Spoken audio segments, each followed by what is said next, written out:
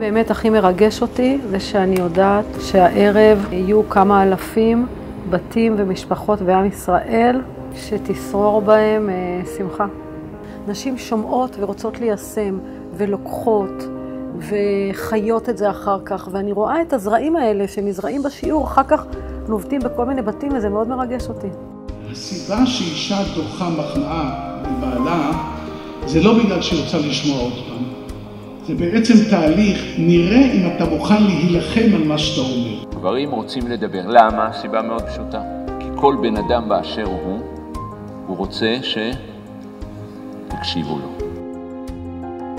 בעולם כל כך דיגיטלי, כל כך מתוקשר, כל כך בעל אמצעי תקשורת כל כך רבים, אני חושב שצריך לשים במרכז לא את התקשורת המיוחצנת ויוצאת חוצה, אלא התקשורת שנכנסת פנימה. זה בית ספר לתקשורת פה. בניין שלם הוא אחד הזמנים בשנה שהכי מבליט את המקום הזה שנקרא מסירות נפש לעם שלנו. נשים וגברים באים מכל קצווי הארץ לשמוע, ללמוד ואחרי זה ללמד ולהעיר בתוך ביתיהם. ולכן אני רק יכול להמליץ לכל אחד ואחת לבוא לכאן, להזדהות עם הדבר העצום הזה.